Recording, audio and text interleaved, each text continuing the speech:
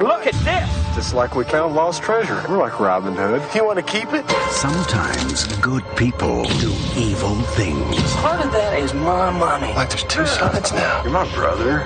Bill Paxton. You gotta make this look like it was an accident. Billy Bob Thorton. What do I get? Bridget Fonda. He's gonna shoot you both. From the New York Times best-selling novel. Do your best! A Simple Plan. I wish somebody else had found that money. In a world where podcasts reign supreme, two friends dare to ask, do you even movie?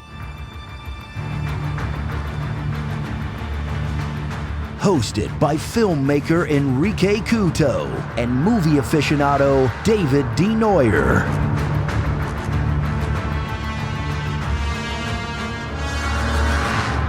Spoiler alert.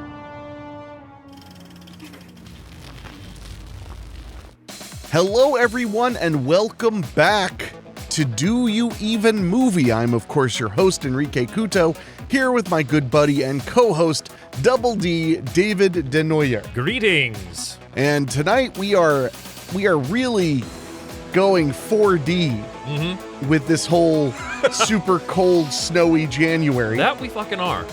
As good, demonetized. Oh, All right, my thank you for that. My apologies. It's not like you care. I care. Do you? Sometimes.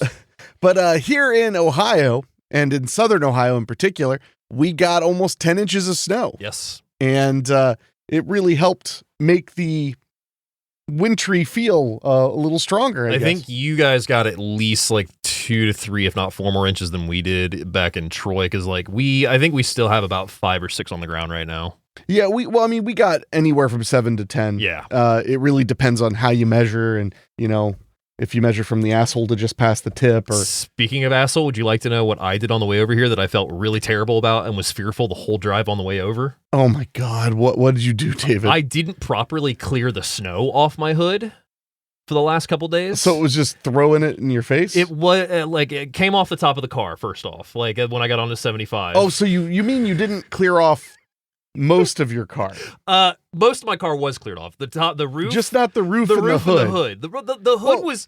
You drive an SUV, Yes. So that's most of the surface. I would of say the yes, car. but more so the 2 giant snow rock mounds on my hood. I was fearful the whole drive over here of That you were flying gonna off kill and somebody? kill somebody. Yeah, because. But not enough to pull over and fix it. Well, by that point, it was just like, well, I'm making good time. By that point, it was like, so- if they die, they die. That's when I was driving on the way over here, and a little bit flew off, and I was like, okay, if I don't move my windshield wipers, they'll stay intact. Which luckily they did, and when I got here, I knocked the shit out of them off my hood in your driveway.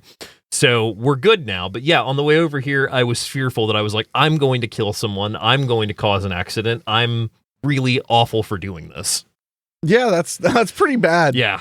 So I felt pretty bad about it, but luckily all is good now and nothing happened. Well, I understand, though. I get it. Like, getting the snow off the top is hard. I mean, you're only over 6 feet tall. I had not driven my car since the first snow, which was it Sunday? Sunday night. Yeah, Sunday night. So Monday I got up and drove my car to go get milk because I forgot to get milk. So I had to go to the gas station and get milk. So I dusted off my car for the most part, but I was like, I'm not going anywhere. So I'll just just going down the street and everything. And then today I actually went to work because I worked from home Monday and Tuesday. And while I was out running errands today, I was just like, yeah, I should get that snow off my car. And then when I got off work and started driving to your place, I was like, yeah, I should have got that snow off my car. I mean, for the record, my car has less snow on it, and I haven't driven it since the snowstorm. Yeah. So, do with that what you will. Yeah. David Denoyer is a public menace. Yeah. On this case, we're not wrong on that. I mean, that's really dangerous. No, You it was very should dangerous. not do that. I laugh on the show now, but on the way over here, I was white knuckling my steering wheel just for the love of You God. should have just pulled over and pushed him off. Man. At that point, I was just like, I'm in the car. It's warm. It's cold outside. I'll deal with it when I get there. Wow, comfort over safety. That's the David Denoyer way. At this point, yes. We'll put that on your grave Comfort marker. over safety. Yeah. So, well, other than putting fellow motorists who did nothing wrong and were just trying to get home to their families in danger. Yeah. I mean, I basically was Doyle from Dutch at that point.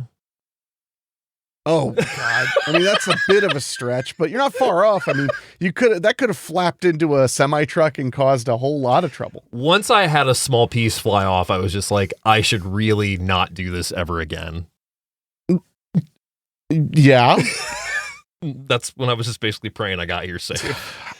I know. I'm a horrible person. And I mean, I just really should have pulled over. I should have. I mean, I'm not saying like you needed to pull off onto the shoulder. No, I mean, but you could have taken the next immediate exit and just brushed it off. I mean, do you have a brush?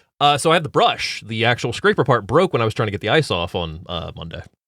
Well, you bought a cheap one, huh? No, I've had that for like 5 or 6 years, so it's probably just time to replace it. Bought a cheap one, huh? I didn't buy a cheap one. It's lasted that long. It ain't cheap. I mean, my scraper survived 2 trips to three trips to northern Michigan and Ottawa in November. Mine, and it's still going. I bought mine that year. We had that really bad ice storm. That where Elijah Wood died. Yeah. No, it was like 4 or 5 years ago. We had an ice storm in Troy. Yeah, that's the year I bought it. Guess my point is that I went to Ottawa 10 years ago, and it's still kicking. Is it plastic? It's metal. Yeah, mine's plastic. That is my point. Yeah. It wasn't cheap when I bought it because it was a stop off at this gas station and buy the only one they had left when I was coming back from Kentucky, I want to say. You sure you didn't buy a shovel to just dig your hole deeper? I mean, I could have. Probably would have been better at that point. I mean, I got like the $45 Extendo metal one. See, I like the Extendos. I think I need to get an Extendo. Well, they're nice. Yeah. That was my point. My point also being that I have a new one on order, so it's going to get here, I think, tomorrow. See about that. I mean, I have been dealing with package delays because of the weather, so. Well, I mean, what happened is the UPS truck was driving along, and then some ice from somebody's hood slapped them in the windshield, so they were even sitting here talking about this. I keep thinking about. Do you remember that video that came out about 2 or 3 years ago of that news van that was driving, and that huge sheet of ice came off that semi and went through their windshield? Luckily, didn't kill anybody, but like stopped the car dead in its tracks. Sure. Yeah, that's when I got here. I was just like, I'm that person now. Not anymore, though. It's in your driveway and not on my car. Oh, great. Thanks. And it's broken up in your driveway. I mean, I already shoveled it once. That's the maximum shoveling until there's more snow. Wow. I didn't think you were going to start the show by just like completely saying what a piece of shit I was. That's the worst, man. Yeah. Oh, man. If you want to email us here at Do You Even Movie, you can send an email to doyouevenmoviepod@gmail.com. Feel free to let David know you are disappointed in him. Or if you happen to have any police friends that this was an admission of guilt. I don't think that's how that works. That's a misdemeanor. They can't prove it. This could have all. Aside from the admission? Yeah, this could all have been for show. There's no proof. There's no video proof or anything like that. I mean, I have on my Ring camera you brushing the ice off the hood of your car. Yes, I'm breaking your camera when I leave. That's not how that works. Oh, well, it is in the movies. You're like, well, time for me to get that damn cloud. We'll show you, cloud. Speaking of movies, we actually went and saw one recently. We didn't. Yes, that we doesn't did. Sound right. We ventured to the theater and saw Nicole Kidman in Baby Girl. Yeah, the new A24 joint, which I didn't realize was directed by the same director as Bodies, which I really like. Bodies. Yeah. I think it's interesting. The hate that Bodies gets, I think, is ironic. Yeah. Because the whole point of Bodies is the annoyingness of these like Zoomer, young millennial douchebags. Yeah. And then everybody's like, I just couldn't stand those characters. We're all Zoomer millennial douchebags. It's like, that is literally the point of the movie. Yeah. There's a great moment toward the end where one girl looks at the other and goes, your family were upper middle class. I remember that. And she's just like, no, we're not. She's like, your parents are college professors. And she's like, at state schools. Mm-hmm. That was so good. Bodies is really worth watching. Absolutely. It's probably one of the best twists in the last decade, I would say. I mean, it did have a really solid twist ending. And the hate it got only made me stronger. You know what's funny is Jeff and I went to see Bodies and The Invitation the same night, and both of those movies got widely hated. Yeah, I think, because I saw it with Keith. Bodies. Yeah, I was going to say, did you ever see The Invitation? I can't remember. Yeah, I couldn't remember, yeah. But no, it was a good one. So anyway, we got Baby Girl. It was released at Christmas time. And I need to remind you all, it is not appropriate to refer to Baby Girl as 50 Shades of Gray Hair. That is rude and hateful. You love your joke, don't you? Never, ever do that. It's inappropriate. The IMDb synopsis says a high-powered CEO puts her career and family on the line when she begins a torrid affair with her much younger intern. I mean, that's kind of it. I would say that's basically, yeah. I mean, if you really narrow it down. Yeah. I would say just straight up that the trailers make it look like something it's not, in my opinion. Yeah? Yeah. How so? I thought we have a Challenger situation where I guess I expected a little bit more sexual content. I mean, it's pretty charged. The difference is Challengers has almost no sex. Sexual content, yeah. Like, the trailer is nothing but like, oh, they're going to do it, and then they don't. Yeah. Spoiler alert. Baby Girl is full of sex. It is full, but I guess it never got as spicy as I thought it was going to. It still got spicy, but I guess it just never fully reached that point, in my opinion. I mean, the entire movie is about sex. Yes. Like, it's not... The sex is...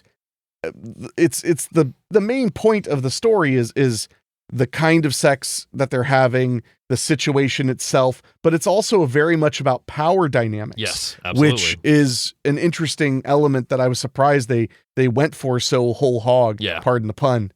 So, I mean, I liked it. I thought it was interesting. I thought the performances were really good.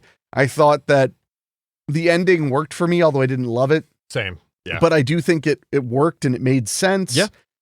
It was an odd movie, a movie that I don't think you see happen very often. No, absolutely. It has a point. There's a very serious point about what this is about. Yeah. I mean, what it means to have an affair, what it means to have an affair with a younger person who is answering to you when you have lots of power. Yeah. And things like that. So I don't know. I thought that it was pretty much exactly what I was expecting. I mean, I didn't think it was going to be, 75 minutes of like hotel room, like drawn out. I wasn't expecting banging. That. Yeah, I wasn't expecting that. Per I mean, se. there were whole montages of them just banging. Yeah, up I'm never going to be able to hear Father Figure the same way ever again. Apparently. I mean, I'll never be able to hear again after the end credit song.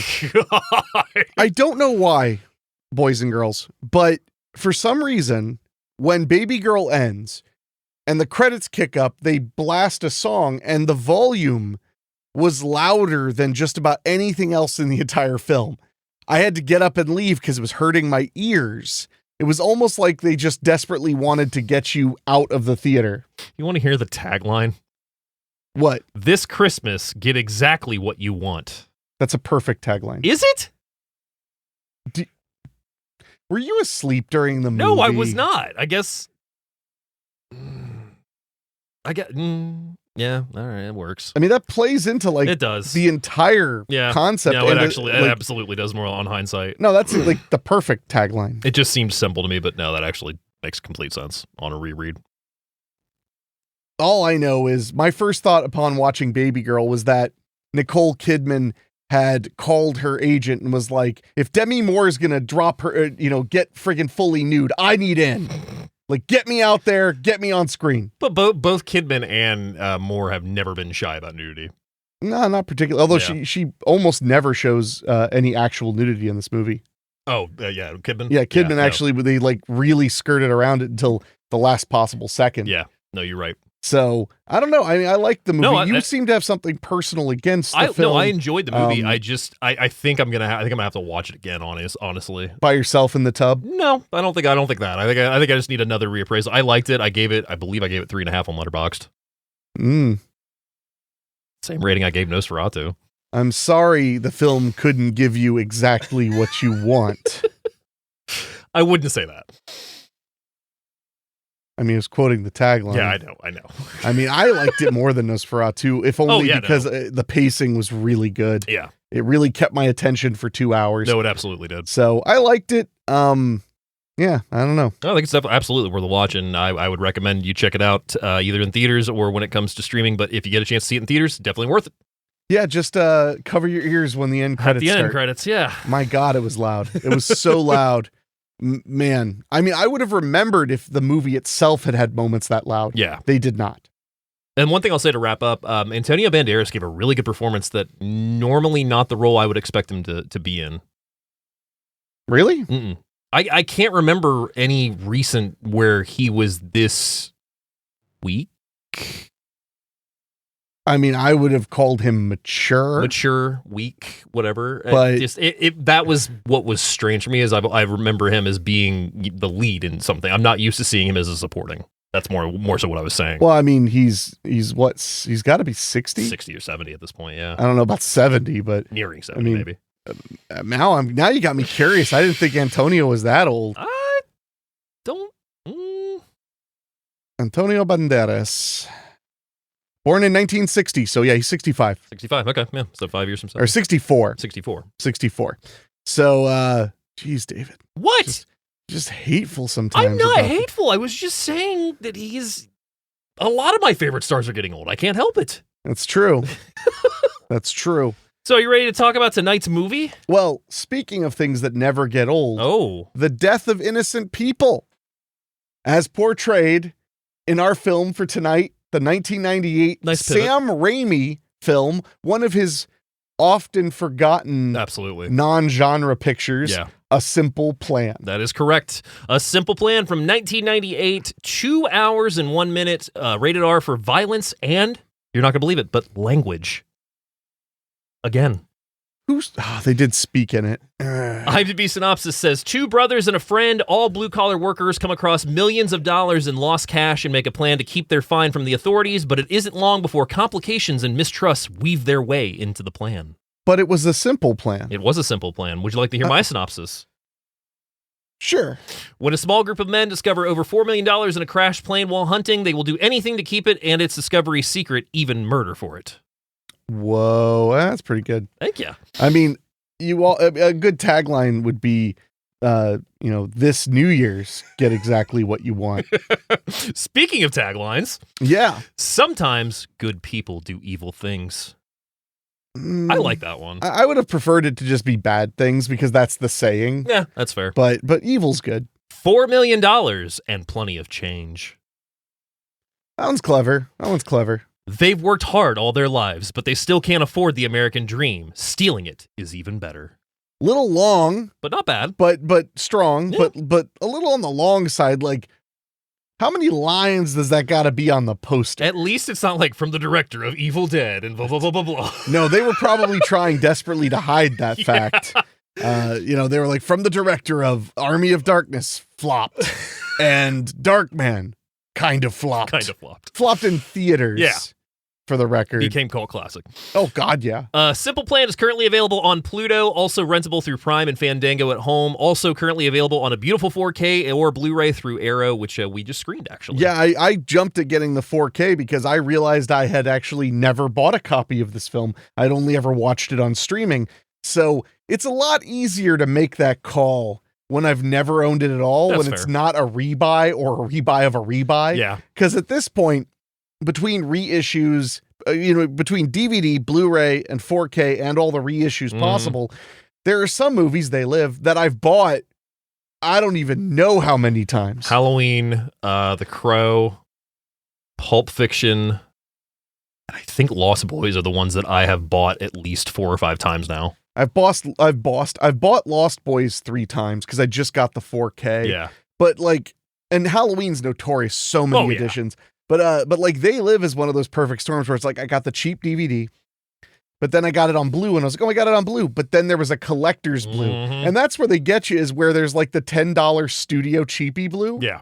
And then all of a sudden Shout Factory's like, but we put all the extras together and it's $30. And you're like, Okay. I want it then. Yeah. And with the 4K, I need a 4K if They Live. I need 4K Roddy Piper. Did you see what was announced on 4K today? No. Welcome to Con Air. You mean Con Air? Con Air's coming to 4K. Okay. yes. Oh, sorry. You said it like it was a title. Yeah, I was yeah, like, yeah. what is happening? Maybe next time we'll do take 2. What about It's Time to Board Con Air? There we go. That's or, fair. or how about this? put the bear or the Bunny. put the bunny in the box. But now we'll be able to see him get a good whiff of the air. Yeah. In 4K. We'll see the strings pulling his hair back with that wind. No, I might grab that one. I have a Blu-ray already. I'm a betting man, it's Disney, so that would have to come out through. Who would that come out through at that point?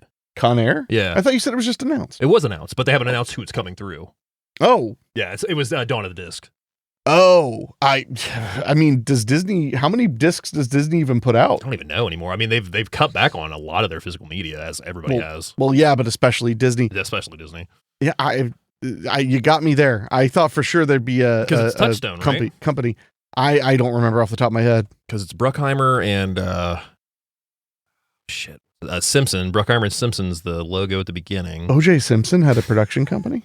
Oh, not O.J. Simpson. Oh, darn. Yeah, it was a Touchstone. Yeah, Buena Vista, yep. It was a Touchstone release. Okay. Yeah, maybe they're putting out a 4K. It seems awfully niche. Because I was thinking them. Kino at first, but I was like, I don't think Kino would touch that property. I don't know if they could touch it is a better way. Yeah. I don't know. I'm not finding any info. I mean, it's available to stream on Hulu and Disney Plus. Yeah, apparently yesterday it hit iTunes in 4K with Dolby. Apparently there was a rumor that Con Air was getting an Ultra HD remaster with Dolby Atmos and everything about a year ago. So I know I'm going to buy that when it comes out. Ooh, Con Air 4K. It's the hairdryer. It's the hairdryer. Nice. That's funny. It is funny. Well, great. We've built up like crazy a Blu-ray we don't even know exists. A 4K Blu-ray. Well, there's still Blu-rays. Yeah, you're a Blu-ray. So anyway, you damn right I am. So our director on A Simple Plan is Sam Raimi. He gets to start in 1981 as far as features go with writing and directing The Evil Dead. Goes on to write and direct Crime Wave in 85, Evil Dead 2 in 87, which he's the writer on, Darkman in 1990, which he's the writer on, Army of Darkness in 92, which he's a writer on, Quick and the Dead in 95, he just directs, Simple Plan in 98, he just directs, For the Love of the Game in 99, The Gift, Spider-Man, Spider-Man 2, Spider-Man 3, which he is a writer on, Drag Me to Hell in 09, Oz the Great and Powerful, Rake, Ash vs. Evil Dead, 50 States of Fright, Doctor Strange and the Multiverse in 2022. He was also the writer on Hudsucker Proxy in 94 and creator of Xena Warrior Princess in 95. Well, and I mean, they were making a lot of TV properties in New Zealand in the 90s, starting with Xena and then you had Hercules. There might have been a couple other ones that I'm forgetting. Yeah. Writer on the film is Scott B. Smith. He is a novelist who pens A Simple Plan in 1998. He also gets a screenplay credit for the film as well. Then he pens the novel of The Ruins, which he also does a screenplay for in 2008, Siberia in 2018, The Burnt Orange Heresy, and The Peripheral in 2022. Our cinematographer on the film is Al Arcavillo. He gets his start in 1982 with 984 Prisoner of the Future. He shoots Copper Mountain in 83, Da in 88, Heads in 94, Avalanche in 94, Friends at Last in 95, Gotti in 96, Weapons of Mass Distraction in 97, A Simple Plan in 98, Deep in My Heart in 99, shoots Frequency, followed by The Glass House, Heart's War, Normal in 2003. Love The Glass House. I wouldn't expect to hear that. Yeah, Aurora Borealis in 2005, and welcome back to the show because he also shot The Ice Harvest in 2005. No shit. No shit. Yeah, so he shot The Ice Harvest in 2005, goes on to shoot The Lake House. We talked about this on The Ice Harvest. That's funny because Ice Harvest. Yeah. Well, no, because Billy Bob Thornton's in it. Yeah. And so that made me think of them both. Yeah, that's funny. Then he goes on to shoot The Lookout, Taking Chance, Year One, The Blind Side in 2009, Bad Teacher, followed by The Lucky One, The Choice, Story of a Girl, Napoli Ever After, The Broken Hearts Gallery in 2020, and most recently Space Oddity in 2022. Space Oddity. Mm-hmm. Feature film. I would hope. Our cast includes Bill Paxton, who plays Hank. 100 credits to his resume. Just some highlights. We have Crazy Mama in 75, Stripes, Butcher Baker Nightmare Maker, Mortuary, Streets of Fire, Impulse in 84, The Terminator, Weird Science, Commando, Aliens, Near Dark, Brain Dead, Last of the Finest, Navy SEALs, Predator 2, The Dark Backward, One False Move, The Vagrant in 92, Trespass, Boxing Helena, Indian Summer, Tales from the Crypt, Tombstone, True Lies, Frank and Jesse, Apollo 13, The Last Supper, Twister, Traveler, Titanic in 97, Simple Plan in 98, Mighty Joe Young in 98, U571, Vertical Limit, Frailty in 2001, Spy Kids 2, Club Dread, Haven, Big Love in 2006, Haywire, followed by Hatfields and McCoys in 2012, The Colony, Two Guns, Edge of Tomorrow in 2014, and Nightcrawler in 2014 as well. I have always been a huge Bill Paxton fan. Oh, absolutely. I mean, we just screened the 4K over the weekend of True Lies, the new one that that they put out. Dickless. He's so good in that movie. Bridget Fonda, also in the cast, who plays Sarah in the film. She gets her start in 1969 on Easy Rider, followed by Aria in 87, You Can't Hurry Love, Shag, Scandal in 89, 21 Jump Street, Strapless, Frankenstein Unbound in 1990, which is like one of her biggest roles, like after Shag. Yeah, no, that makes sense. Then she goes on to do The Godfather Part 3 in 1990, Iron Maze, Out of the Rain, Drop Dead Fred in 91, Doc Hollywood, Leather Jackets, Single White Female in 92, Singles, Army of Darkness, Point of No Return, Little Buddha, It Could Happen to You, Carmilla, Balto in 95, City Hall, Grace of My Heart, Touch, Jackie Brown in 97, Larry Sanders Show in 98, The Breakup, Finding Graceland, A Simple Plan in 98, followed by Lake Placid, then followed by Monkey Bone in 2001. Ah, Monkey Bone. Finally, a real feature film. Followed by Kiss of the Dragon in 2001, then in 2002, The Chris Isaak Show. What? Yeah, he had a show apparently. Wow. Yeah. Snow Queen in 2002 as well. That is the last of her resume, stopping in 02. Oh, yeah, she did. Yeah. She just stopped. Yeah.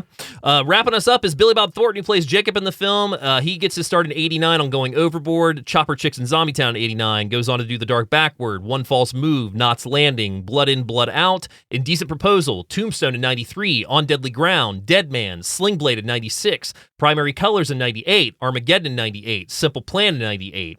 He was busy in 98. Yeah, for sure. The Man Who Wasn't There in 2001, Bandits, Monsters Ball, Love Actually, Bad Santa in 2003, The Alamo, Friday Night Lights in 04, Bad News Bears Remake in 05, The Ice Harvest in 05, School for Scoundrels, Mr. Woodcock, Eagle Eye, Faster, The Baytown Outlaws, Parkland in 2013, The Judge, Entourage, Our Brand is Crisis, Bad Santa 2, Fargo TV series in 2014, Goliath in 2016, The Gray Man in 2022, and most recently you can find him on Landman in 2024 on Prime right now. Which I'm watching right now on Prime. Or Peacock, right? Paramount Plus. Yeah. Keep forgetting. Yeah, sure. This fucking guy. My apologies. So what was your first time watching A Simple Plan? It was on a list of snow movies that I had hunted down. It might have been 2014 or even earlier. Mm-hmm. It was, I don't remember if it was on Netflix or Prime or Hulu, but it was somewhere where I was like, oh man. And then I noticed it was a Raimi film. Yeah. So I got really curious because Raimi had a very interesting 90s where he did, Darkman, he did Army of Darkness, he did Tombstone, but he also did a lot of other kind of outside of the genre stuff. Yeah. So I watched it and I adored it. It was just exactly my kind of movie. Small town crime, lots of snow, great character actors. Bill Paxton is a tour de force in it.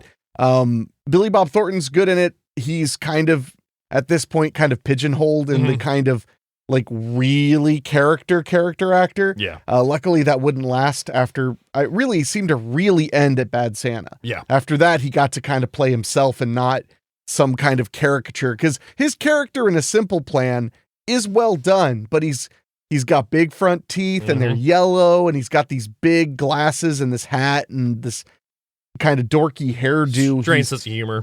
He's just strange entirely. In general, He's as the movie progresses, he's probably actually disturbed. He's not slow so much as just not well. So but I think his performance is great in it. I think nobody's bad in this film. No. But it's not a very complex film as far as its execution. But the story is just nonstop twists and turns. Tension. And it plays on an expectation that you get from a lot of these movies, kind of like the Hitchcock thing with I forget the movie he did, the famous one where it was like people had money to split. Well, I mean, and there was Psycho as well and stuff like that. But Strangers on a Train. But there was one where it was like Family Plot. It might have been Family Plot, but it's very Hitchcockian with the whole what's going to happen with the money, how many ways are we going to split it? Yeah. Solving problems, which raise even more problems, the brutality of it. But there's a lot it does where it kind of plays with your expectations. The film is like constantly trying to make you think that Bill Paxton is going to become a ghoulish villain. Yeah. And he really doesn't. He doesn't. I mean, he does these terrible things, Yeah. but he never does them with aplomb. He never does them. He never relishes them, and he never goes out to do them. He always kind of has that same look when he has to kill somebody, like in Frailty. Yeah, and that's kind of my point. Is like it's not the first person he kills. He didn't hunt him down and do it. No, he was in a situation where where he decided to make a heinous choice. That was his only option. But in it was eyes. as far as he could tell. And the same thing with the second person he kills. He was under the gun, literally. Yeah. So I thought that was a big differentiator. And I'll go into more of it as we dive into the actual film. Yeah. But like, I felt like they were playing with our expectations a lot, and I'm guessing that's why people liked the novel. Yeah. Was that it played with your expectations a lot about how these things would come about, how people would start to die, etc. That makes sense. But what about you, Dave? So this is like circa 2005, 2006. To get very nerdy with you for a second, I would frequent my local bookstore in Troy, Roundabout Books, and they had a movie tie-in section. So it was all the novelizations and other novels that went along with films and whatnot. I would actually go through that section to find out about movies I didn't know about. Okay. And A Simple Plan was one of the ones I came across, and then they also had tapes at the store, and they had a tape of Simple Plan. But this was also a time where I was going a little slow on blind buys because I was always kind of not judge a book by its cover or a movie by its cover, so I would try and see it before I bought it. So my local library had a copy of Simple Plan. So I took it home, watched it, and did not expect it to be as dark and as unhappy ending as it was. When you saw Sam Raimi, you were like, the crime wave guy. Yeah. So I remember just I watched the entire ending credits because I was just so stunned at like the movie when it was done. And as I told you before we started tonight, this is probably my first time revisiting it in 2 decades, and it has aged so beautifully and is such a fantastic film that I'm kind of sad that not more people talk about this one. It's not one I hear a lot of people talk about. That's why I was so excited when that 4K came out, because I was like, cool, maybe this will spread some awareness. It was good that Arrow picked it up because it'll hopefully get appreciated a little bit more. Yeah, and it's a perfect movie, especially for now, I mean, with the snow and everything, but it is a crime thriller that is timeless in my opinion. I mean, yeah, I mean, it's clearly in the 90s. In the 90s, but I mean, like, in the location that it is and everything, yeah. I mean, yeah, a cell phone. No, it ages great. A cell phone would probably ruin this movie pretty quickly. Very quickly. So, are you ready to get into it? Why the hell not? So we open with a close-up on a crow's face as we cut to a winter landscape with a breeze blowing, a nice wind through the trees. We see a nice farm where a fox is running up to a chicken coop, slowly stalking outside of the coop. And we also cut to Hank, played by Bill Paxton. And he's basically talking about how his dad once told him that there were things to make a man happy, a good job, a good wife. And he comments that he was a happy man. We see him at his feed bag, filling a feed bag at his job. And we see that he works at the Delano Feed and Grain. And he walks out to the small town of Wright County as he asks his boss if it's okay for him to leave. We are in Minnesota at this point. We see him walking through the town. He's wishing several people a happy new year. We see a mother taking her kids going sledding, and he even has this little cute scene where he's just like, "Can I go?" And they're like, "No." Yeah, he's like, my heart. So that's when we also see him say hi to the local sheriff, Sheriff Carl, who is played by the great Chelsea Ross in this. And eventually he makes his way home to his pregnant wife, Sarah, played by Bridget Fonda. Yes. Yeah. It's a nice way to kind of be introduced to the whole town. Yeah. Shortly, a truck honks its horn outside, and we see that his brother Jacob is pulling up. He goes out front, or his wife looks out the window and says that Lou is going with them. And we can see that Hank is less enthused about Lou tagging along. And Jacob's like, well, he just needs a ride home. We're just going to go do this thing. And then, we'll drop him off on the way back. And we see that Hank is also carrying a set of poinsettias as they leave. They say they have to go visit a grave, basically. Basically, yeah. They don't actually say it, but we get that impression very quickly as they are approaching a small cemetery by a church. Hank wipes off some snow from the tombstone, and you see some flowers underneath it, commenting that somebody's been here. And that's when Jacob is like, well, yeah, it was me. Like, this isn't the only day that we can come out here and visit this. Yeah, which is very telling of differences between the two characters. So sometime later, the three are back on the road as the fox from earlier runs out in front of them, causing Jacob to crash his car into a tree. Jacob gets out and he's pissed up because his truck's now smashed in the front a little bit, and he grabs his rifle and his coat because he's going to go after the fox. But Hank tells him that they can't hunt here due to it being a nature reserve. But Lou tells him, don't worry about it. They're collecting a debt. as they begin to walk off. They leave Hank behind a little bit, but he slowly catches up with them. And that's when Jacob comments that they're walking into the forest. They see some crows in the trees, and he comments that they're always waiting on something to die so that they can eat it. Isn't that just strange? Jacob calls to his dog, Mary Beth, who was in the back of the truck. She went out going after the fox, and Lou breaks out a beer that the two begin to share. Hank is not interested, which draws Lou's attention. He starts messing him a little bit, even throwing a snowball into the forest, which knocks snow off a large mass, revealing a crashed airplane. Yeah, a little Cessna-style airplane. Yeah. The body of the plane is just buried under the snow next to a kind of a tree. Yeah. So Hank enters the plane, finding what appears to be a body in the front moving, but it's quickly revealed that it's crows eating at its face, and even when he goes up to move into the plane gets disturbed, goes a bit forward, shaking it, and that's when the crows start lunging at him and pecking at him. Lou and Jacob open the door, and Lou grabs a giant duffel bag out of the plane, revealing a bag stuffed, and I mean stuffed, with $100 bills. Maggoty with money. Yeah. Lou immediately suspects that it's drug money, and he says that he thinks that it's real. Hank asks if they should get the cops over here to turn it in, but Lou questions, what if they keep it? Hank states that they can't do that, it would be stealing, and Jacob and Lou both want to take the bag and tell no one. And at this point, Hank's questioning Lou if the term accomplice means anything to him, and Lou argues that it's dirty money, no one's going to know about it except them. Hank is still uneasy with this, but Lou reminds him that he's got a pregnant wife at home, and his feed job store is not going to pull in too much, and how long does he think he can keep that up? With a family on the way. That's not a bad point. No. So Lou adds that he bets that when they find this plane, there's no mention of this money, adding, why turn it in when they don't even know if someone's looking for it yet? Yeah, because $4 million, like, whoopsie doodle. Yeah, no one's going to look for that. Yeah, it's like, you drop it on your way into the, the Kmart. Every time I watch this, which is now twice, the moment they open that bag, I'm just like, nope. The moment that I see that amount of money, I'm dead if I do anything with that money, is my immediate thought. I've seen enough drug deals gone bad in movies. But imagine all the snow scrapers you could buy with $4 million. I could probably buy the rights to Slaughter High, and I could make that the only movie in existence. Probably. Here's $100 bill. I mean, I don't think it's that cheap, but you could buy like the permanent rights. You could just own it outright. I could be Slaughter High. You, in some ways, are. Oh, thank God. Take that as you will. So that's when Lou adds that he bets when they find the plane, there's no mention of the money, adding, why turn it in when they don't even know if someone's looking for it? We see Hank ponder this for a bit, and then he offers that he'll keep it till spring. If no one mentions it, then they'll split it up and all leave town. Lou asks why does he get to keep the money, and Hank states that's the only way he'll do this, and if anyone comes looking, he will waste no time burning it all. Lou says that they should count it first, and they all agree as Mary Beth joins them in the woods. Later that night, we see them all back at the truck on the road, and they're in the back of the truck all counting the money, confirming that it is $4.4 million, equaling $1.5 million apiece for their shares.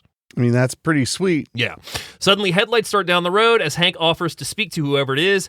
Hank finds that it's Sheriff Carl, and he tells him that Jacob's dog ran off after a fox, but they were getting ready to go get him when the dog came back. Carl also questions Hank's head wound, and he says, oh, he hit a tree branch, nothing to worry about. Jacob then wanders over, mentioning, talking to Carl, and Carl's like, well, I thought you were avoiding me. And he's like, what do you mean? He's like, well, you're staying up there. And that's when Hank is like, well, did you tell him about the plane? Or when Jacob's like, did you tell him about the plane? And Hank's like, plane? And even Carl asked that, and that's when they kind of give it, that Jacob's speaking without any sense, because that's how he can be sometimes. Yeah. So the three get on their way as Hank berates Jacob for mentioning a plane, but Lou tells him not to worry. Hank and Jacob drop Lou off to his angry wife, Nancy, who is out front shoveling until they arrive, and then she starts hurling snowballs at their truck. Yeah, she's not happy. No, she's not. She is not happy that he is late, and Hank tells Lou not to mention it to Nancy, but Lou says she'll have to find out at some point, and Lou walks up to the house as they pull away. So Hank returns home, dragging the duffel bag of money in. Sarah greets him, asking what happened to his head, and he's got the money around the corner at this point. She starts to tend to his wound and questions, hypothetically, if she was in the woods and found a bag of $4 million, would she keep it? Sarah states that she wouldn't keep it, and it's stealing, but Hank claims that it's lost money, and she questions $4 million being lost money, which is a good point. Yeah. Hank states that it's drug dealers, and Sarah states that she wouldn't take it. Meanwhile, Hank proceeds to dump the bag of money on their dining room table as Sarah begins to laugh, then transitions to wonder and uneasiness as she's looking at it. It's the way they show the money just pouring and piling and piling and piling. very effective to show the way it kind of changes the mood of the room. Yeah. They sit down at dinner as Hank tries to persuade her that they should keep it, adding no one would get caught, and if someone comes searching for it, that he will burn it at the first sign. Sarah questions Jacob and Lou, but Hank reaffirms that if they're holding it, they have the control of the situation.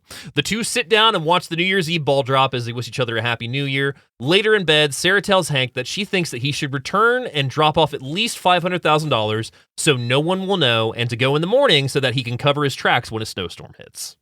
I like how it's $500,000 out of 4 some million. Yeah. Like, she's thinking that'll slow people down because then they'll be like, oh, well, nobody must have found this because there's $500,000 here. Yeah. Interesting logic, but I see where she's coming from. Do you think it would be safer to return 2 to 3 million? Like, what would be the safe play at this point? There's no safe play. No, people are going to be looking for the money. I guess she's assuming that it's just authorities and that authorities won't know how much money should be there. But hypothetically, if I was driving over here and snow may or may not have flown off my car, went into somebody's windshield in their car crash, and I found a large sum of money in the back of their trunk while I dispatched their vehicle into the woods, should I go back to that scene of the crime with the $4 million that I may or may not have in my trunk right now?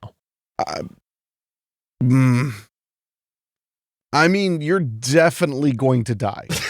Because you killed somebody who was carrying $4 million. That's very true. And if by some strange twist of circumstance, they didn't get it through some horrible criminal means, their next of kin will kill you to get it because they're owed it. Can I share a true story that did not happen to me, but happened to a friend that I was just reminded of? This did not happen to me. Like, I'm 100% telling you of this. course, no, of course it didn't. It didn't. This did not happen to you. It didn't. No. I was not alive when this happened. Right. I wasn't. That's a good alibi. It was in the 80s. Wasn't alive. It was sure early 90s, late 80s, early 90s. The details keep changing. There's a friend of mine who told me a story once. I know it's bullshit already. That he was walking in one of the parks and that he had kicked over, I believe it was a rock or something, and that there was an envelope underneath the rock that was stuffed with like $2,000 to $5,000. That would have to be a very big rock. Mm-hmm. How would they know? How would they kick it over so easily? I'm just telling you, this is how the story was told to me. Okay. And they then proceeded to take that money, keep it, and try to woo a love interest at the time by filling her car with like flowers and chocolates and whatnot in like the trunk space, to where she goes over, opens the trunk, shuts it, walks up to my friend and says, I hate people who fucking go in my car without permission. This person sounds like a real winner. I think they had somebody... They caused somebody's death for that money going missing, because that sounds like a drug drop. I mean, it does, but the idea that it was under a rock makes no sense. That's how the story was told to me. Because in order for a rock to be big enough to cover an envelope, it would either have to be flat, in which case kicking it over would make no sense, or it would have to be very heavy. I don't know if it was kicked over. I just know that the rock was where the hiding place where said money was. I'm just saying the idea of this being a coincidence is low. I mean, finding a suitcase in a bathroom, or, throwing something away in a trash can and finding an envelope of money, that would even make more sense. But then thinking you could woo a woman by just buying her a bunch of stuff and putting it in her car. Yeah, that whole part of it is ridiculous. I would believe that story about as much as I believe that person ever got laid after. Ever. I mean, not even related, that they had ever did. That's how the story was told to me. That's what I'm sticking to. I mean, hey, if that happened to you, it happened to you. It just seems No, it didn't weird. happen to me. No, of course not. Sorry. Dude, if I find that much money in a hiding spot, I'm not taking it. I mean, that's not That enough, is a drop. That's not enough money for somebody to hunt you down and kill everyone you love. $1 million is. Yeah, a million. But 20 grand might be. If this is like late 80s, early 90s, $1,000 with inflation, or like, $2,000 to $3,000 with inflation at this point. Yeah, it's still going to be like $5,000 to $6,000 in value. That's still not enough to like hunt you down and kill you. I wouldn't recommend taking it. But this Midwest drug dealers are vicious, though. If this is supposedly in the era of the late 80s or early 90s, how are they ever going to figure it out? How are they ever going to figure out who took it? I mean, as long as they didn't see you take it. I don't know. Okay. If I had to really think about it. Yeah. What probably happened was Your friend stole this money. The person they stole it from probably witnessed them stealing their drop and decided to follow him to get the money back eventually, maybe to kill him or to harm him some way. And then saw your friend strike out so bad with this girl that they just turned their car around and went, nah, that guy needs it more than I do. I'm just going to go to Lips and sell some more crank. Because, woof, dude. I gotta ask this person more about the story now, because that's been at least a decade since they told me that. They're probably drunk. No, this person doesn't drink anymore. No, this person is completely straight edge, actually. Oh, I mean, okay. I'm just telling you. I understand. So the next morning, Hank drives to Jacob's house, waking him up, and he tells him that he wants to put the pilot's body back as it was, and he needs a lookout. So the two drive out, and Hank puts a jack under the car, telling him if anybody drives by, it'll give the appearance that Jacob's changing a tire. Jacob states no one will believe that since the tire isn't flat. Hank confirms this by dropping air out of the tire. Hank then returns to the plane, carefully dropping the money off. Meanwhile, farmer Dwight Stephenson rides up on his snowmobile, starts chatting with Jacob, even asking about a fox that would have gone by, but Jacob says that he didn't see anything. Hank arrives in time to witness Jacob club Dwight with a tire iron because Dwight is heading right towards the woods where Hank is at. And that's when Hank runs up to him to check on Dwight as Jacob argues he did what he had to do. Hank states he's dead and begins to panic, looking around to make sure no one is coming. Jacob begins to freak out, violently pressing on Dwight's body, trying to do CPR, and Hank proposes that they need to make it look like an accident. As they go to grab his body, but Jacob, worrying about the tracks, says they can't do that. Hank then proposes they make it look like an accident by crashing the snowmobile a ways down the road, and he tells Jacob to meet him at the bridge, gets on the snowmobile when suddenly Dwight comes to life, stating that Jacob hit him and to call the police. Yeah, so the guy's not dead. No. He was just wounded. Yeah. And he is so trusting and aware of this guy. He's like, your brother did that. We got to call the police. He's like, I don't even think you're going to protect him. Yeah. Because for some reason your brother clocked me. He did insult him in a mild way. Because when he said he didn't see a fox, he was like, you tell me you've been here for 20 minutes and you haven't seen the damn fox? Yeah. Like, I forget exactly what he said, but it was a little insulting. Yeah. So maybe that's what maybe he thought that, that he pissed him off and he hit him in a fit of rage. So he was like, well, we got to call the cops. Cause like, my point is, it seemed like he never got an attempted murder vibe. No, I don't think he ever thought his life was in danger. Well, and even waking up on the snow machine, he probably thought that he was taking his body to somewhere. Yeah. To the police or to a hospital, to a doctor. Yeah. Who knows? Yeah. So that is when Dwight repeats to call the police, but Hank looks around, decides to smother Dwight, leaning down and covering his mouth and nose, suffocating him. Hank leans back in horror at what he's done, and we see the snowmobile shoot under the bridge, crashing onto the ice with Dwight's body underneath it. I love this shot because we go from Paxton suffocating him to like a smash cut with a like silent montage of the snowmobile going under the bridge, crashing. And you see his leg break Yeah. when he lands too, which really disturbed me. Yeah. I cannot overstate, I hate being that guy, but in most rooms where I live in this country, I am the only person who's driven a snowmobile. They're fast. They're very fast. Like a slow one can get to 65. A fast one can do double that at least. I've flown off one before. You flew off a snowmobile? Mhm. What were you doing? Ramping it in farmland. Oh my God. Midwest, baby. That's so dangerous. Jeez. This was like when I was 13 too. I hoped you were like, this was like 5 weeks ago. No, this was when I was at my buddy's house. We had school was closed. We had been off school for like 2 days. I went over specifically for us to ride the snowmobiles. We decided that it would be cool to ramp over the ditches to see if we could make it. And I made it, but my body decided to eject me on the landing. Guessing you didn't have a seatbelt. No, I did not. I don't think I ever wore a seatbelt when I did snowmobile, actually. I wasn't used to wearing one when I did four-wheelers, so like that's how I saw it. Well, four-wheelers are different. I don't think most of those can go 60, 70 miles per hour. No, they might be able to get up there, but they top between probably like 40 to 50, I would say. That would be my guess, but Yeah. no, a snowmobile will friggin' go. Yeah. I mean, when I rented one, they told me when I went on this frozen lake, they were like, you can go as fast as you want, like nobody cares. Yeah. Just be careful. And I chickened out after 85. Yeah. I was just like, we were going so fast. The helmet was barely stopping the wind anymore. It was nuts. You ever been on a wave runner? Hell no. Oh, they're fun. When would I be on that? I don't know. I'm just asking. Look, I drowned twice when I was a kid, all right? I'm very picky about the water things I do. Yeah, you won't even go near any lakes. I know. Well, I know. no, I won't go near ponds. Ponds. Because I don't want a brain-eating amoeba. So, the risk is so low. But not zero. Okay, fair. It's like, okay. So worst case scenario, you go on in a pond and you get a brain-eating amoeba and die. Mm-hmm. Best case scenario, you swallow some water, fish have shit, pissed, and fucked in at the same time. At the same time. The upside ain't great. I mean, I've been swimming in ponds and lakes my entire life. It shows. Blood. It shows, yeah. Yeah. No, it shows in a lot of ways. So, shortly, Jacob pulls up, gets out of the car, tells Hank they're going to tell the truth and not to make things messy. Hank tries to stop him, but Jacob grabs him, throwing onto the hood of the car and saying that it's his decision, not his, or it's Jacob's decision, not his. Hank tells him he didn't kill him, confessing he had to smother him, adding that this makes it his decision. They get back into the car, driving off, as Hank returns home telling Sarah about the events. She questions if he left blood or anything that could make them get caught.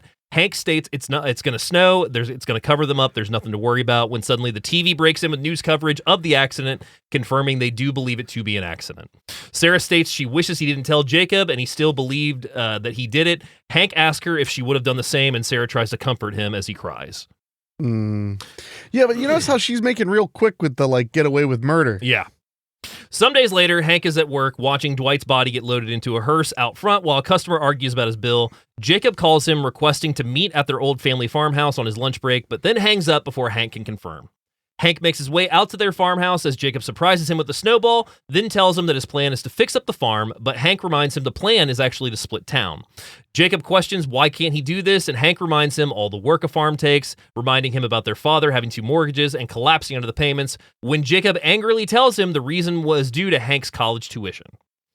Jacob screams that he was supposed to get the farm, and this is where he wants to be, as it's his home. Hank stares in silence before placing a hand on his shoulder and then walks off.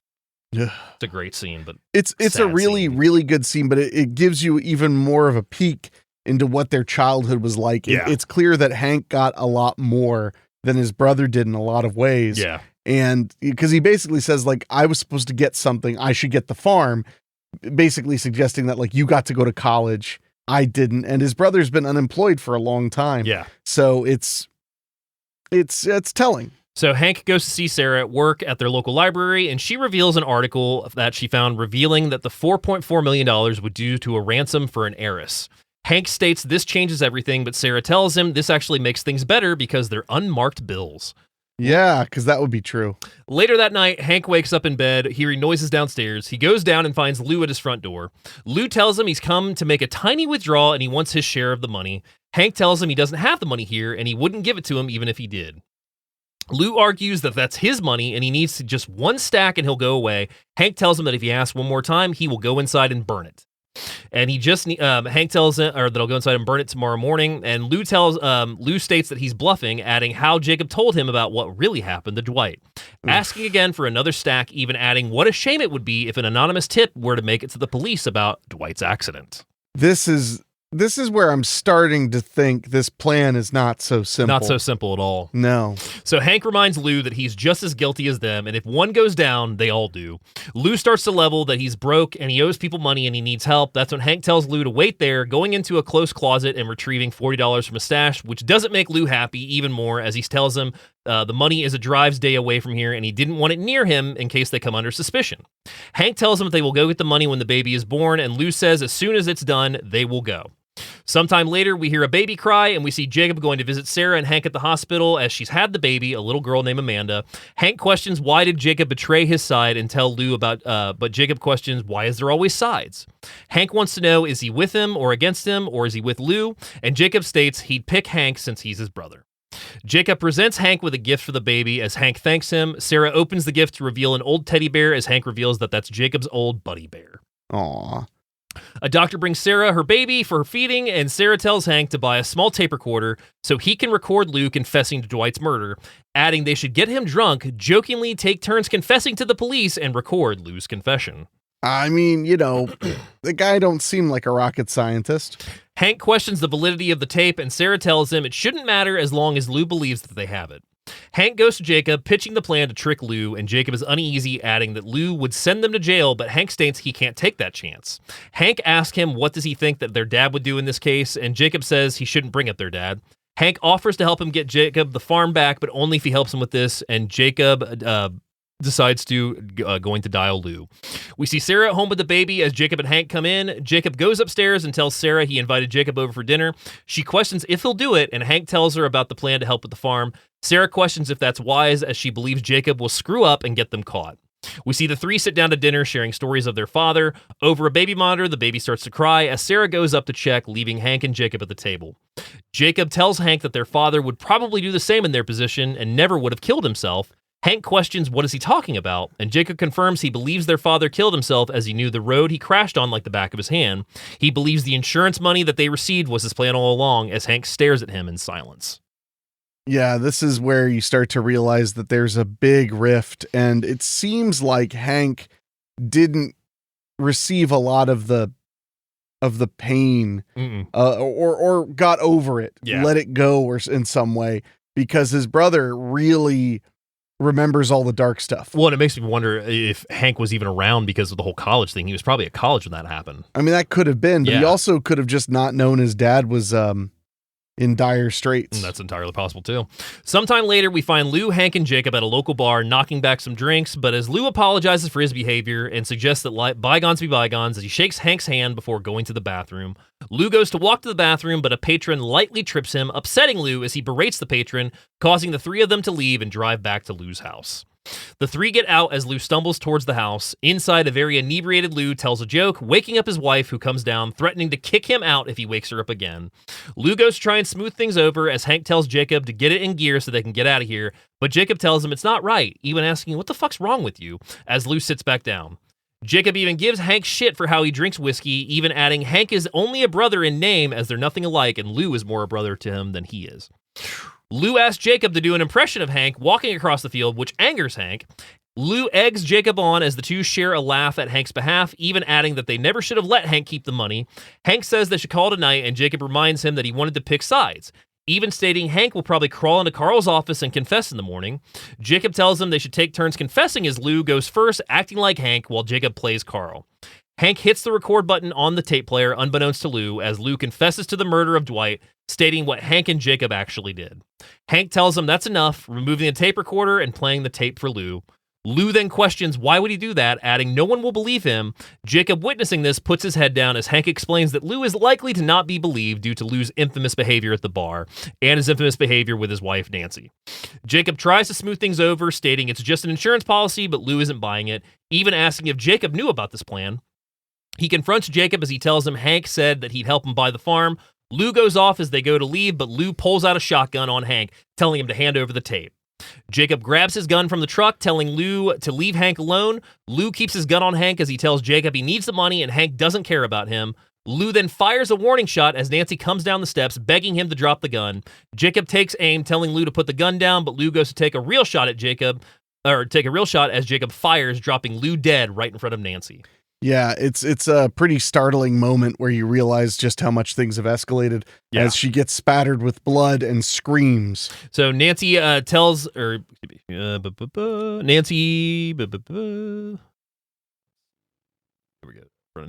goes to his aide as she tells him to call 911. Nancy argues that Hank killed him for the money and starts going at him to grab the gun, but Hank takes the gun off her. Nancy tells him to drop the gun, going to the kitchen. Hank turns on the light to see Nancy draw a pistol from the kitchen drawer, taking a shot at him and missing. Hank fires back, sitting Nancy against the kitchen sink, dropping her body dead right in front of him.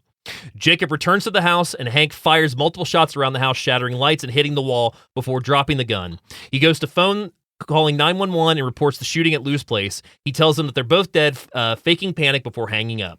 Hank quickly takes the shotgun, wiping his fingerprints and putting Lou's on it before dropping the gun by him. He finds Jacob in the basement, telling him they don't have much time, and suggests a story, both fighting while they were drunk. When they tried to intervene, he got his gun, shot Nancy. Jacob went to his rifle as Lou started firing on them. He took the shot, hitting Lou in self-defense, saving Hank's life.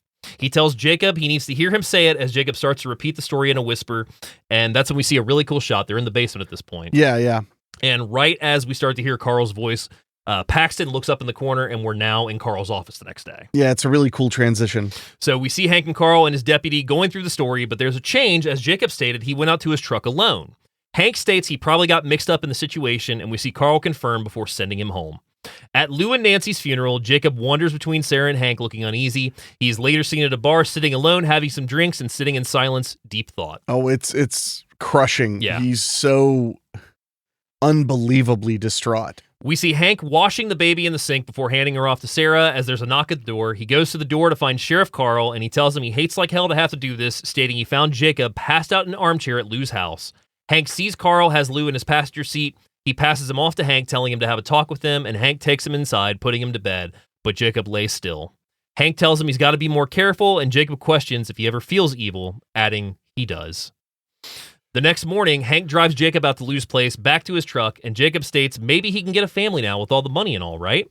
Hank tells him he doesn't need money for that, and Hank asks about the old fling, but Jacob confesses that she was dared to go on a date with him as a bet for a month, even confessing he's never kissed a girl before. He gets out asking Hank if he's happy now, and Hank tells him of course he will. They all will be now.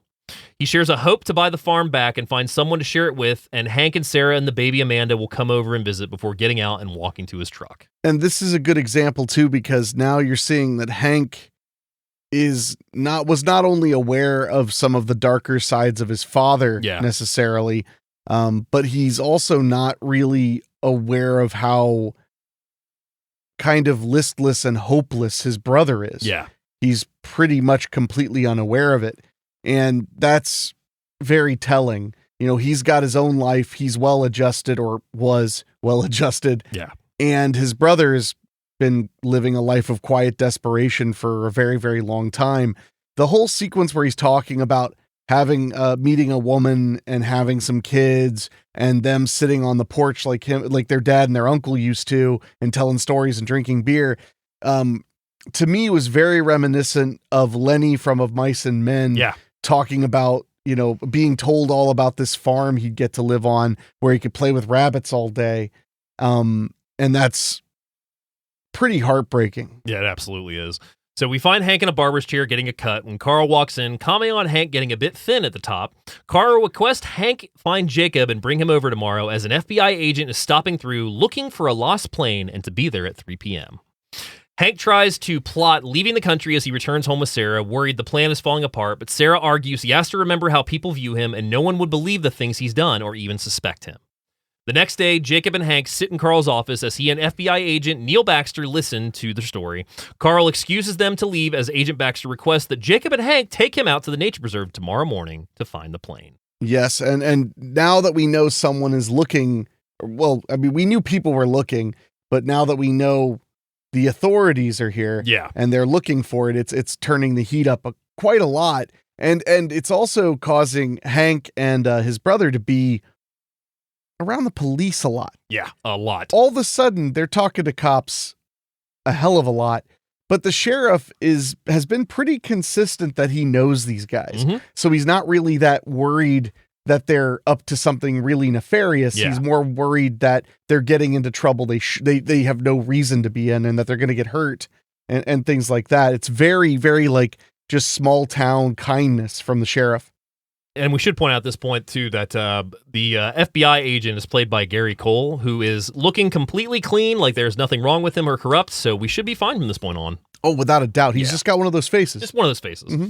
So that is when Hank returns home telling Sarah what they want, but Sarah thinks something is fishy, asking Hank if Agent Baxter even showed him a badge. Hank questions it, and Sarah goes to find the article, asking if the suspect matches the look of Baxter, but Hank states he didn't have a beard and he wasn't so overweight. Sarah suspects it's him without the beard and weight, adding she believes he's going to take the three out there and kill them.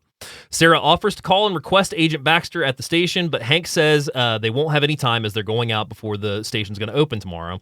Hank suggests it won't work, and Sarah argues that she's trying to save his life. Hank states he's going to take the money back, put it in the plane, and be done with it, but Sarah questions can he work at the feed store his entire life and risk their daughter never having the things that she deserves, which is interesting Because earlier in the movie, when he brought the money home, she's like, well, we have plenty. Like, we don't have a need for money. We're doing fine. The money corrupted her very, very, very much. Yeah. She also references having to continue to shelve books at the library for the rest of her life, not being able to go out to eat as Jacob much will as be she'd back like. on welfare, alone in his apartment with his dog. How long will that last? Yeah, she's basically laying in like, our lives are shit and we need to turn them around. And like what, a couple weeks ago, she had the complete opposite opinion of their lives and their situation. So Hank yells for her to stop it. The next morning, Sarah calls out to the FBI for Baxter, and Hank sits in Carl's office as they wait for Jacob. Hank questions if Baxter showed him a badge, but Carl says he didn't see it, but he bets that if he asks, he'll probably show it to him. Hell, he'll even let him hold his gun, and even later, he'll let him take a ride in his cop car. I do like how he's kind of taunting him about it, because he's really just fishing for, is this guy a real FBI agent? Yeah. But he can't just say, like, are you sure this guy's who he says he is? So he's got to kind of play this up. But I did love it. He's like, I bet he even let you hold his gun. If you want, I could take you around in the cop car and turn on the lights for you. Outside, Hank sees Agent Baxter arrive. Meanwhile, Sarah calls into the station confirming that Baxter is not a real FBI agent and he is in fact the criminal on the newspaper. She tells him to come home, but Hank tells her he can't do that, and she begs him in fear that he's going to kill all three of them if this occurs. But Hank acts natural in front of Baxter and Carl as Baxter asks them to get a move on. They walk out, but Hank lies and says that he forgot his hat, going back into Carl's office, retrieving a key off the desk, and unlocking a cabinet, grabbing a pistol from lockup. He finds the gun empty, though, and goes into Carl's desk to find bullets, which there are random bullets spread about, so he only finds a few, pockets them after one doesn't fit, and Carl drives the three out as Jacob never shows, but Baxter keeps an eye on Hank as they drive out the entire time. Yeah, this is where the tension is palpable. Yeah. So they eventually arrive and begin walking, despite Hank stating he believes it's farther out. Jacob suddenly arrives, and Carl requests that Jacob bring his rifle as they're going to fan out to find the plane. They're all going to go off in different directions, and if he finds it, he's going to fire his gun up in the air. If Jacob finds it, to fire his gun. Same with Baxter, and then he gives Paxton a whistle. A whistle. And that's when Hank asks what made Jacob change his mind, and Jacob quickly says that he talked to Sarah before stating loudly he started feeling better, as Baxter looks over at the two. The four begin to trek out into the forest in different directions. We see Hank enter the area where the crows are, heading towards the plane. He comes across it and looks around, about to head back, finding Lou's beer can from before, which he puts into his pocket. Carl and Baxter keep their search going when suddenly a shot rings out as Carl finds the plane. Trying to throw Baxter off, Hank starts blowing his whistle, calling to Carl, telling him that Baxter is not an FBI agent and to pull his gun as Baxter starts approaching Carl from the back. Carl tells Baxter, oh, nothing's wrong, go ahead and show him your badge, I guess, and Baxter quickly shoots Carl in the back, holding the gun on Hank, knocking him to the ground, asking where is the money. Hank tells him it's in the plane as Baxter sends him into the plane to get it. Hank pulls the pistol from his pocket along with a handful of bullets as some fall to the ground. He luckily finds a single bullet, which he puts into the chamber as Baxter shoots several shots into the plane. Baxter takes the $500,000, quickly asking, where is the rest, looking up to find Hank pointing the pistol on him. Baxter questions, is he cold-blooded type, stating they're probably going to have a lot of explaining to do when Hank replies, just me, before shooting Baxter dead into the snow. A really epic moment. Yeah. Because he has the gun pointed on him, and he's just like, what do you, really, you're not going to do that, you're not like me. And then he's just, that line where he says only me and shoots him is an incredible moment. And it definitely shows that, he's committed to the bit. Yeah. Because at this point, there's only one person, as far as he's aware in the world, that he can't trust who knows about this. Yeah. So Jacob joins him, going to Carl's side, but Hank tells him he's going to mess it up and to leave it before asking Jacob to go along with the story that Hank witnessed Baxter shoot Carl when he found the plane. Jacob says it will not work anymore, but Hank states it will. It's perfect, and Hank begs him, telling him they got to get through the next couple hours and then they're home free, reminding him of his farm dream and that this is what it costs. Right here, right now. Hank pleads with tears in his eyes, and Jacob states that he wishes someone else had found that money, but Hank is quick to say that they didn't. Hank tries to put a story together as Jacob retrieves Baxter's gun, handing it over to Hank and telling him to make it look like the bad guy did it. Adding he's tired and he doesn't care, he's not afraid, he's just tired, and he doesn't want to think about this for the rest of his life. Hank begs him, but Jacob states he doesn't want to be here, adding if he loves him, he'll do it. He'll give him a chance, but if he doesn't do it, he's going to do it, grabbing Carl's pistol and putting it to his head. Jacob tells him it's all right as a sobbing Hank takes aim, killing Jacob with a single shot. Hank begins to sob, dropping to the ground and dropping the gun, going to his knees and calling Jacob's name. We see the police get onto the scene as Hank stands solemn by the car as the FBI shows him a badge. Now, this is kind of my point. the misdirection here. Mm. I feel like they were really trying to set us up to think that it was inevitable Hank was going to kill his brother. Yeah. On purpose, maliciously, just for his own benefit. And very Of Mice and Men. Mm-hmm. This movie makes me think of that story a lot, but that's not what happens at all.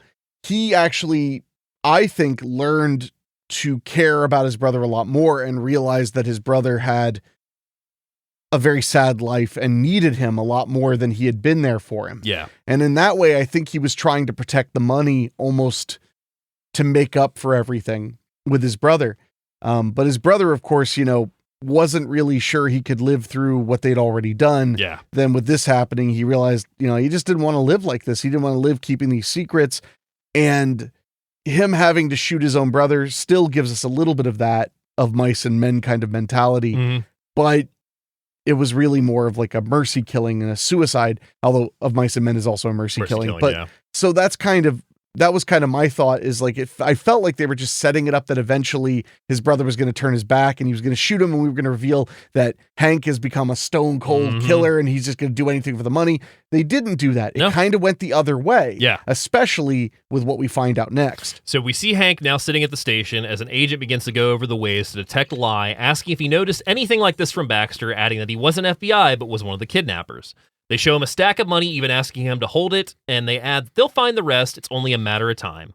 Hank questions a matter of time, and the agent tells him a large amount of serial numbers were documented, and once they reach circulation, they'll find the rest of the money.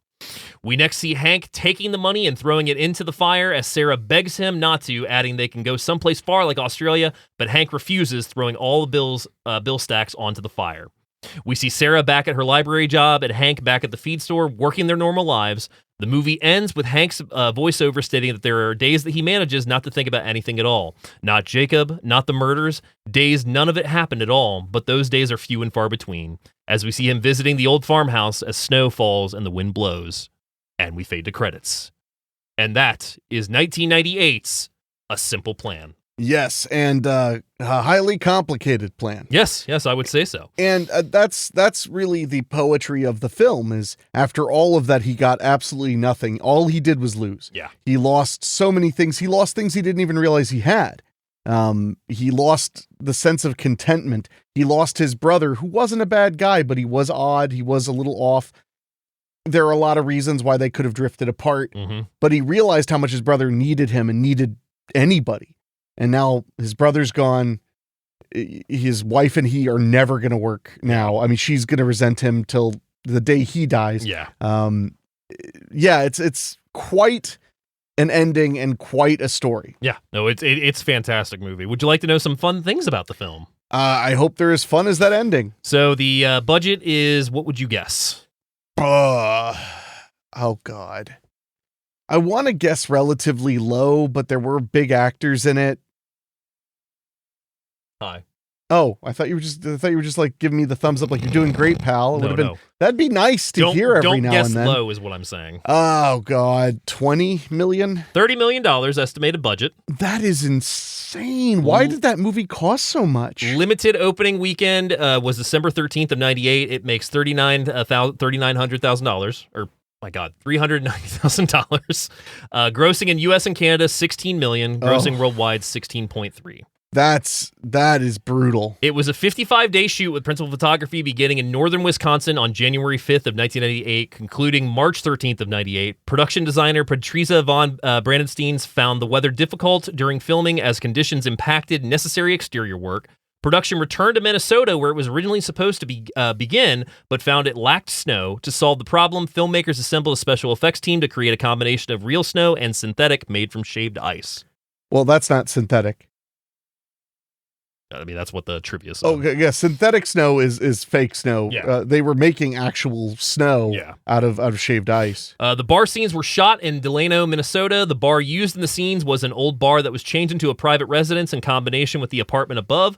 The only real bar in town did not meet filming needs, so the crew used private residence and fixed up the interior to meet the look that they were going for. I'm not surprised. Some bars are small, real small. Scott B. Smith originally conceived a story as a screenplay, but decided to turn it into a novel first before writing a screenplay based on that. There is a classic fable known as The Three Thieves and a Purse of Gold. In it, the men steal a pouch of money and decide to divide the gold amongst themselves. One of them goes to buy food and puts poison in it. Meanwhile, the other two decide to kill him. When he is killed, the two weary thieves sit down and eat the poison food unknowingly. The similarities between this tale and A Simple Plan can be very hard to ignore. Oh, I mean, that's a story that's really, really classic. Yeah. A great story about greed. Between 1994 and 96, Ben Stiller was set to direct this film with Nicolas Cage to star. When Cage's salary began to affect the film's overall budget, Stiller walked away. The reins were then given over to John Dahl, who later left the project to be replaced by director John Boorman, who would have cast Natalie Portman as Sarah. Meanwhile, Emma Thompson was considered for the part of Sarah, but after a while declined. Finally, Sam Raimi replaced Boorman, and the production was set to go 3 years after the rights were sold to Mike Nichols for a reported $250,000 against $750,000. Nicholas would have cast John Cusack as Hank. Wow. That is, I'm still fascinated by what made it cost so much money. Originally intended to be produced by Savoy Pictures, A Simple Plan was in pre-production when Savoy went out of business and began to sell its upcoming projects to other motion picture studios, one being Paramount, which picked up the film for production and distribution. Huh. Jeez. Brad Pitt and Juliette Lewis were attached to star but left the film because of scheduling conflicts. Nicole Kidman and Anne Heche were considered for the role of Sarah at one point. During a 2002 interview on National Public Radio, Fresh Air, Bill Paxton told interviewer Terry Gross that he didn't know that his own father had been cast in the movie in a small role of Mr. Schmidt until he arrived at a production office at the start of filming and saw his father's headshot on the wall among other cast members. It turned out that John Paxton had written a letter to director Sam Raimi saying he always admired your films and was wondering if there were any small parts that I could possibly write for, and Raimi gave him an audition. Nice. The plane was supplied by Wentworth Aircraft, an aircraft junkyard in Minneapolis. Raimi learned some techniques about shooting in heavy snow from the Coen brothers, friends of his who'd been responsible for Fargo in '96, which Billy Bob Thornton appears in the TV spinoff of. This movie is very Fargo inspired. I mean, just as far as like what they thought, what I think they were trying to fill in the marketplace was that space that Fargo had kind of cut out. Crows in a Bunch is called A Murder of Crows. Crows are seen in several scenes suggesting that something malicious will happen. I mean, I've heard that. In disguise as FBI agent, Vernon Bukowski, Gary Cole, uses a Sig Sauer P226. This is surprisingly accurate as the P226 was standard issue firearm of the FBI at the time of the film's production. Yeah, they were standard issue through into the 2000s. Damn. I think the Glock replaced them in the military and the FBI at some point in the 2000s. I could be wrong. The over $4 million found by the three is $100 bills, which feature Benjamin Franklin's portrait. Franklin famously said, 3 can keep a secret if 2 are dead. Franklin thus give perhaps the best possible summary of this film. That's pretty solid, yeah. Yeah, I would give it that. Very similar to the story of Mice and Men, the two brothers resemble Carl and Lenny, one smart and the other one simple-minded. They agree to use the money to acquire a farm. After everything goes wrong, one had to sacrifice the other. Wow, yeah. Chelsea Ross considers Raimi to be the top of his favorite directors as he has great respect for the entire cast and crew, found him to never be forceful, and took great care of everyone on set. I mean, I've never heard a bad thing about working with Sam Raimi from anybody ever. Ross's first night on set was the scene of 3 counting the money on the road. Ross accidentally slid off the road into a deep ditch of snow, causing the night to wrap early. In his truck. Yeah. Sorry. Not just his body. His body. Whoa! Yeah. Becky Ann Baker, who plays Nancy in the film, originally auditioned for John Boorman and got the role for the film, but then the film went dead for several years. She was later contacted that the film was back on, unaware that Raimi had replaced Boorman as director. Baker commented that Raimi was a lot of fun to work with, stating he had a wonderful sense of humor on set, even during the tense scenes. Baker was the one to suggest Nancy be out front shoveling the snow when the 3 arrive at Lou's house, even adding the improv of hurling snowballs at the truck. She really seemed to bring a lot to the character. Yeah. Bill Paxton was noted as blaring Sweeney Todd soundtrack from his trailer to get into the mindset for his character. A Simple Plan premiered at the 1998 Toronto International Film Festival, where it was met with critical acclaim. The film's appearance at the festival preceded a limited release in the United States on December 11th of 98. followed by a general release in North America on January 22nd of 99. It underperformed at the North American box office, grossing $16.3 million, but was critically acclaimed with reviewers praising various aspects of the film's production, including the storytelling, performances, and Raimi's direction. A Simple Plan earned multiple awards and nominations, among them 2 Academy Award nominations, one for Best Supporting Actor of Billy Bob Thornton, and one for Best Adapted Screenplay by Scott Smith. I mean, I think they earned it. The score was produced and composed by Danny Elfman, who was drawn to the film after learning of Raimi's involvement. The film marks his third collaboration with the director. The instruments included alto and bass flutes, retuned pianos, banjos, zithers, and hand drums. In my opinion, it's the least Danny Elfman-y Elfman score I've heard. Absolutely. I would never have guessed it was him off the top of my head. Usually he has a very specific quirk to him. Yeah. But in this movie, I mean, he played to the film's strengths. And did a very good job. Alabarkaville moved from Canada to California and was happy to have escaped the cold winters, but only 6 months later was hired for A Simple Plan, one of the coldest shoots he'd ever been a part of. He had a great but short meeting with Raimi, as Raimi said, "Well, you seem like a nice young man, you're hired," and then they went into 3 weeks of prep before shooting. That's not a lot of prep for a $30 million movie. 2 sets of lenses had to be carried for interior and exterior due to temperature changes causing the lenses to fog up. In the shootout in Lou's house, flashbulbs were used to simulate the shotgun blast. And finally, the ending of the novel is much different from the actual film ending. The novel also takes place in Northern Ohio. Yes, that is true as well. The novel ends as Hank goes home, burns the money over Sarah's protest. In the epilogue, Sarah has a baby boy who they named Jacob. A few weeks after the birth, their daughter nearly drowns in a wading pool and suffers permanent brain damage. Hank and Sarah accept this as punishment for their crimes. Hank narrates that he pictures his brother Jacob from time to time because only this memory makes him feel human. Before that, though... Oh, good. When both the town sheriff and the remaining kidnappers are killed in the search for the plane, Sarah believes that they are finally home free, but Hank, called in for questioning, learns that the serial number of every 10th bill had been recorded, and there is no way to tell the marked bills from those that are not marked. If money is spent, it can be traced. Sarah tells Hank that she already had spent one of the bills at a convenience store, and he goes there to steal it back. In a fight with the cashier, Hank kills the man with the machete. When an elderly woman demands to be let into the store, he kills her as well. Hank flees with the bill and is never suspected. My God. Yeah, that's the novel for you, baby. Well, I had heard in reviews that they softened the ending for the film. I would say so. And I would have to agree. So what are your final thoughts on 1998's A Simple Plan? It's a solid rent it. I wish it had become a modern classic. It didn't really get the chance to. Yeah. Maybe it will in 10 or 20 years. It's a phenomenal movie.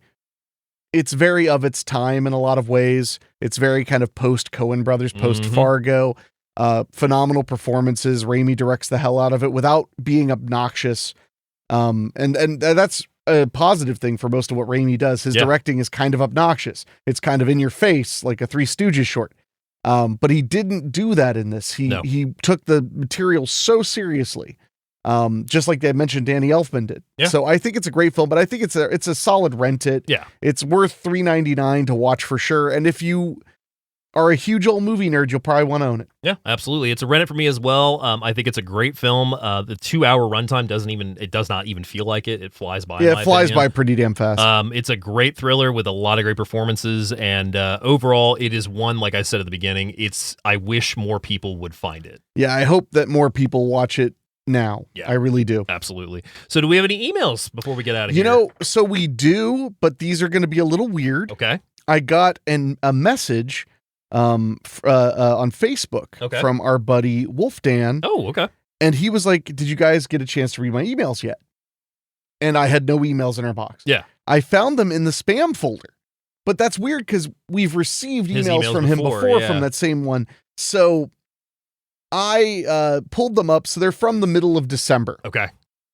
This first one, the subject line is Drunk David Story. Oh, God. First he says, I was not prepared for that.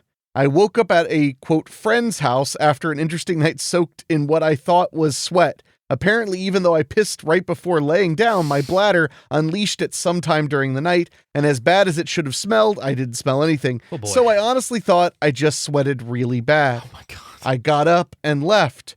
I learned later that day what happened, and he was pissed. No pun intended. Literally, yeah. If you guys want the whole story, I can share. I just didn't want to take up too much of the show, even though this is at the end, LOL. P.S. Drunk David and Drunk Wolf Dan should hang out and give sober Henrique a good laugh. I don't know about that. Look, I have been the sober one my entire life. Yeah. It's unfortunately not as funny as it once was. Actually, it's funnier now, to be frank. Fair. So this next one sent in December as well. Okay. The subject line is Red One. Okay. To David, I told you so, LOL. But y'all didn't even mention the best part, which, if you were trying to avoid spoilers, I understand, but I thought this spooky character appearance might just finish selling the movie to me. I'm glad you guys went to see it and loved it as much as I did. I enjoy getting to come back to the show every week, even when you guys may not feel like doing it, whether due to sickness or being overworked. You guys give such great recommendations and movie breakdowns. I look forward to what gifts you bring us all in 2025. Merry Christmas, or if you hate saying Christmas like Dave, I guess Happy Holidays works too, LOL. Only kidding, Dave. Love you, buddy. Yours furry, Wolf Dan. What he is referring to, dear listeners, is Dan and I have an affinity for the Sleepy Hollow film with Johnny Depp and just the legend in general, and the Headless Horseman is featured in Red One very quickly. Oh, yeah, he is. It's a cool scene, but it's really quick. It's really funny, yeah, is what it is. Yeah, it's extremely funny. It's a great reveal. Is that a Headless Horseman? Yes. We're interviewing the usual suspects first. So, but those are emails. If you want to email us, you can send us something at doyouevenmoviepod@gmail.com, or you can go to doyouevenmovie.com for all that information. So we always like to end the show with a couple of recommendations. I have two again this week. The first one being from 2007, No Country for Old Men, currently available on Criterion Channel and Paramount Plus.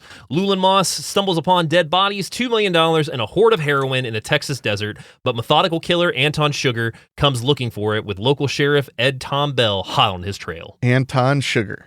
Other recommendation from 1993, Red Rock West, starring Nicolas Cage, Dennis Hopper, and J.T. Walsh. Upon arriving to a small town, a drifter is mistaken for a hitman, but when the real hitman arrives, complications ensue.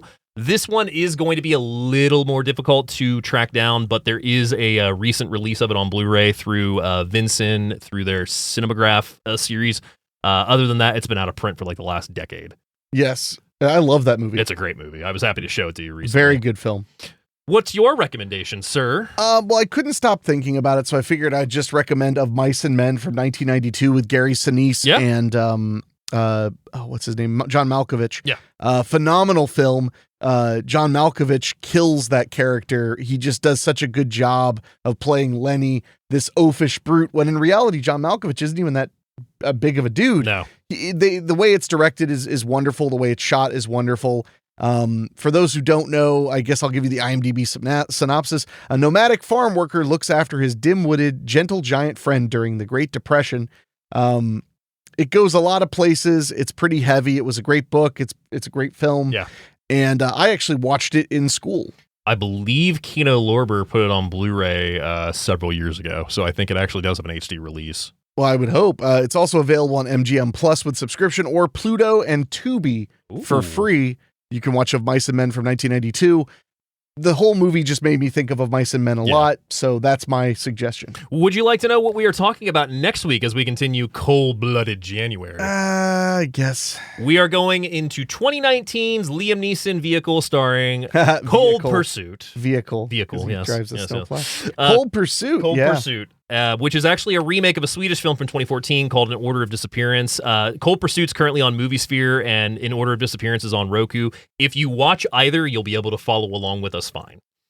Fair enough. And I think I have the 4K, so we're set. Cold Pursuit's so much fun. And I need to show you In Order of Disappearance. It's really good. I mean, we'll see. Stellan Skarsgård's the main. Those are all words, I assume? The guy that gets eaten at the beginning of Deep Blue Sea. Oh, see, why didn't you speak English? He gets corrected to Stellar Skateboard on Google sometimes when you type Lord. his name in. I mean, that's a way cooler name, I'm not going to lie.